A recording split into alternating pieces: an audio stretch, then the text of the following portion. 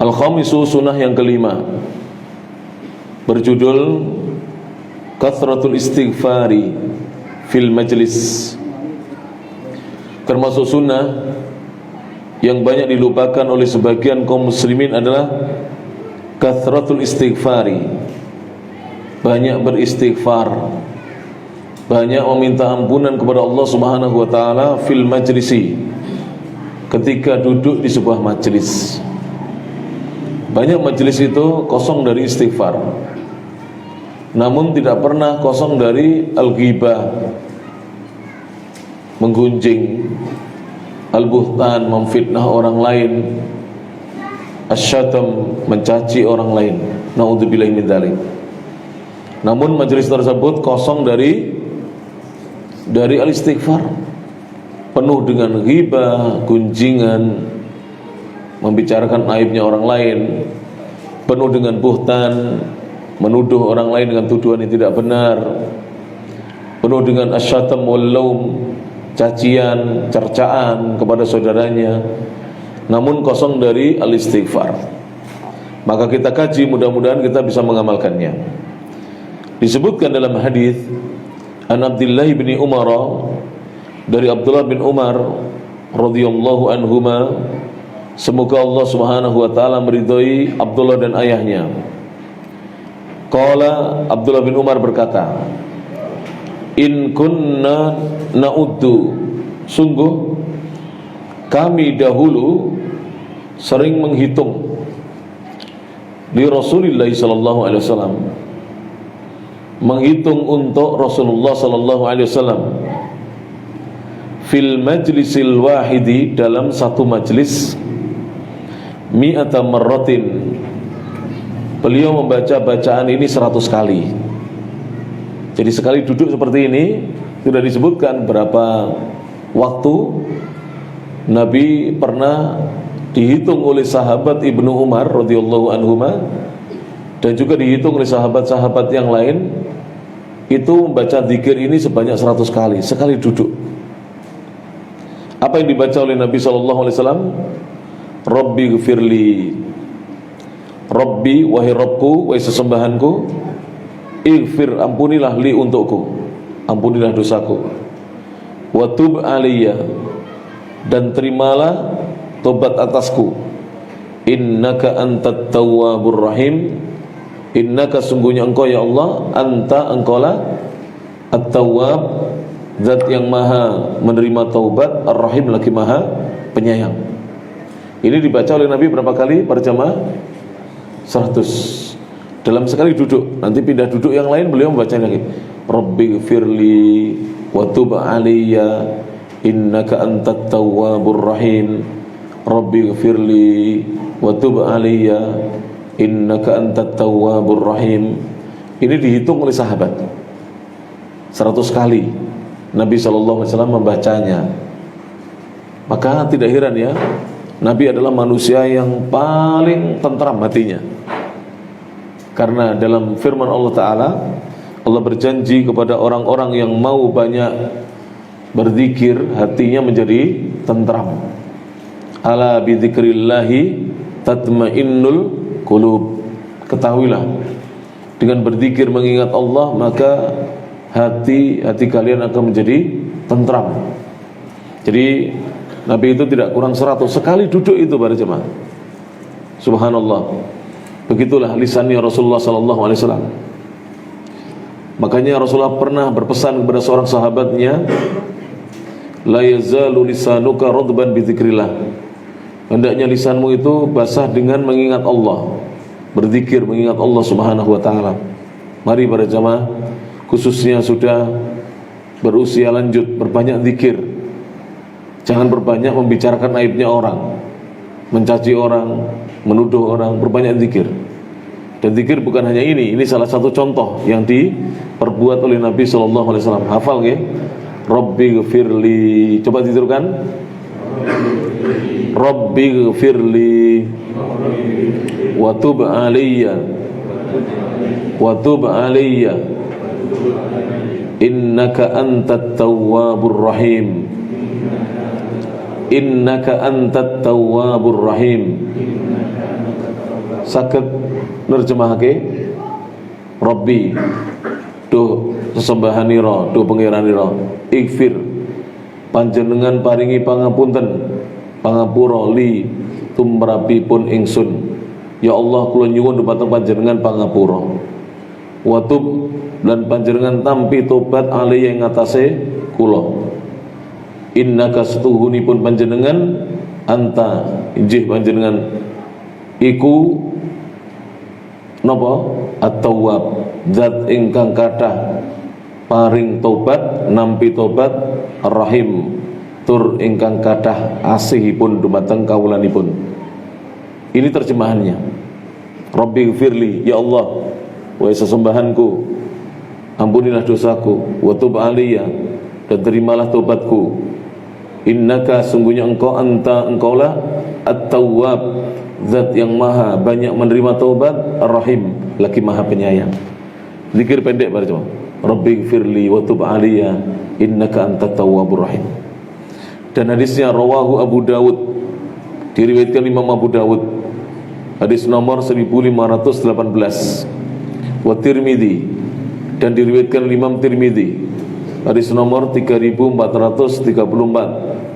Wa sahhahahu Al-Albani, dan hadis ini disahihkan oleh Syekh Muhammad Nasiruddin Al-Albani fi Sahih Sunani Abi Dawud, dalam kitab Sahih Sunan Abi Dawud, hadis nomor 1516. Sehingga hadis ini adalah hadis yang sahih. Silakan diperbanyak zikir para jemaah yang rahmati Allah taala. Bahkan disebutkan dalam hadis yang lainnya, orang yang paling bahagia dan beruntung itu adalah seorang yang kelak ketika ditunjukkan kitab catatan amalnya, bacaan istighfarnya ketika hidup itu sangat banyak. Itu yang beruntung. Jadi seorang yang beruntung itu ketika kelak dihadapkan kepada kitab catatan amalnya, ternyata dia mendapati bacaan istighfarnya banyak dalam kitab catatan amalnya. Maka hendaknya kita memperbanyak. Dan disebutkan dalam banyak dalil bahwa istighfar merupakan sebab datangnya banyak anugerah dari Allah Subhanahu wa taala. Silakan dibaca nanti. Dalam surah Nuh, sudah pernah saya kasih belum di sini? Surat Nuh. Sudah pernah ya? Belum. Saya singgung dulu. Surat Nuh ya. Ayatnya 10, 11, 12. Ketika Nuh berkata, "Faqultu astaghfiru rabbakum." Aku berkata kepada kaumnya Nabi Nuh, "Istaghfiru rabbakum." Mintalah kalian ampunan, istighfar kepada Rabb kalian. Innahu kana ghaffara. Sesungguhnya dia adalah zat yang maha banyak memberikan ampunan. Kalau kalian mau meminta ampunan, yursilis samaa alaikum midrara. Allah akan kirimkan kepada kalian hujan deras yang bermanfaat. Bukan hujan deras yang mendatangkan apa? Musibah. Wa yumdidkum bi amwali wa banin. Dan dia akan memberikan anugerah kepada kalian berupa harta benda yang banyak dan anak-anak keturunan. Wa yaj'al lakum jannati wa yaj'al lakum anhara. Dia akan jadikan untuk kalian kebun-kebun. Kalian diberi kebun-kebun. Yang kebun ini menghasilkan apa? Hasil-hasil kebunnya, buah-buahnya. Dan Allah jadikan untuk kalian sungai-sungai yang mengalirkan air-airnya. Suatu hari seorang ulama besar, yaitu Al-Imam Al-Hasan Al-Basri, ulama tabi'in beliau, didatangi 4 orang. Yang satu, saya lupa urutannya, tapi kisahnya seperti itu. Yang satu mengadukan belum dikaruniai putra, sudah menikah, belum diberi rezeki putra. Yang satu mengadukan rezekinya sedikit, dia miskin, fakir. Yang satu mengadukan di daerahnya kekeringan, mengalami paceklik, tidak turun hujan, mengalami apa? Paceklik. Kemudian yang satunya lagi, dia mengatakan tidak ada sungai-sungai yang mengalir, tidak punya kebun. Semuanya oleh Al-Imam Al-Hasan Al-Basri disuruh untuk beristighfar. Maka mereka terheran-heran, kenapa mengalami perkara yang demikian ini disuruh istighfar, maka beliau kemudian membacakan firman Allah yang saya bacakan tadi dalam surah Nuh ayat 10, 11 dan 12. Faqultu astaghfiru rabbakum innahu kana ghaffara yursilis samaa'a 'alaikum midrara wa yumdidkum bi amwali wa banin wa yaj'al lakum jannatin wa yaj'al lakum anhara. Semua dicukupi dengan apa? Istighfar kepada Allah Subhanahu wa taala. Taib. Kemudian pada jamaah rahmatullah taala, pembahasan yang berikutnya itu tadi ya. Jadi perbanyak istighfar. Ini termasuk hal yang sekarang menjadi sunnah yang dilupakan, yang terlupakan. Kaum muslimin kurang istighfarnya. Jadi banyak mengeluhnya, kurang istighfarnya. Bahkan lisannya banyak digunakan untuk membicarakan hal-hal yang buruk. As-sadis yang keenam, para jamaah rahmatullah taala, termasuk sunnah yang banyak dilupakan oleh kaum muslimin adalah sholatur raka'ataini, sholat 2 rakaat. Inda taubati, ketika seorang bertaubat, minadz-dzanbi, dari dosa. Jadi ketika seorang dia bertobat dari dosa, disunahkan untuk dia sholat 2 rakaat, sholat sunnah. Mana dasarnya? An Abi Bakrin As-Siddiq, dari sahabat yang mulia Abu Bakar As-Siddiq. Siapa namanya?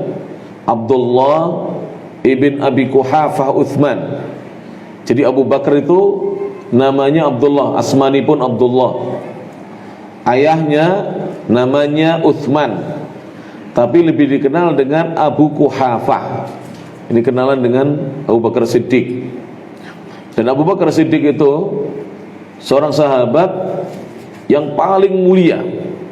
Bahkan beliau adalah sebaik-baik umatnya Rasulullah sallallahu alaihi wasallam. Bahkan imannya Abu Bakar apabila ditimbang dengan iman seluruh manusia, maka yang lebih berat imannya siapa? Abu Bakar Siddiq. Ketika manusia tidak ada yang mempercayai Nabi, beliau yang mempercayai Nabi, sampai beliau dikenal dengan gelar As-Siddiq, yang selalu membenarkan apa yang diucapkan oleh Nabi sallallahu alaihi wasallam tanpa dipikir, karena pendekatannya pendekatan hati dan keimanan. Sebab kalau ucapan Nabi difikirkan dengan akal di zaman itu sangat-sangat tidak masuk akal. Sekarang saja banyak ucapan Nabi yang ditolak dikarenakan dianggap sudah tidak masuk akal lagi ya. Maka Abu Bakar ini seperti itu. Dan beliau itu diisyaratkan oleh Rasulullah SAW kelak akan menjadi penggantinya, khalifahnya Rasulullah SAW. Karena setiap kali Rasulullah udzur untuk mengimami jamaah, maka Abu Bakar Siddiq yang ditunjuk untuk mengimami. Padahal ibunda Aisyah, putrinya Abu Bakar, Ummul Mukminin Aisyah, istri Rasulullah, putrinya Abu Bakar, mengatakan, "Ya Rasulullah, tunjuk yang lain saja, Umar atau siapa?" Abu Bakar itu kalau sholat tidak bisa menahan tangisan. Jadi setiap baca ayat itu menangis, setiap baca ayat itu menangis. Saking lembutnya hatinya beliau, saking dekatnya dengan Allah Subhanahu wa taala. Dan beliau itu usianya hanya terpaut 2 tahun dengan Rasulullah sallallahu alaihi wasallam. Ketika Rasulullah sallallahu alaihi wasallam dilahirkan, maka 2 tahun kemudian Abu Bakar As-Siddiq dilahirkan. Makanya ketika Nabi wafat di usia 63 tahun, Abu Bakar sudah berusia 61 tahun.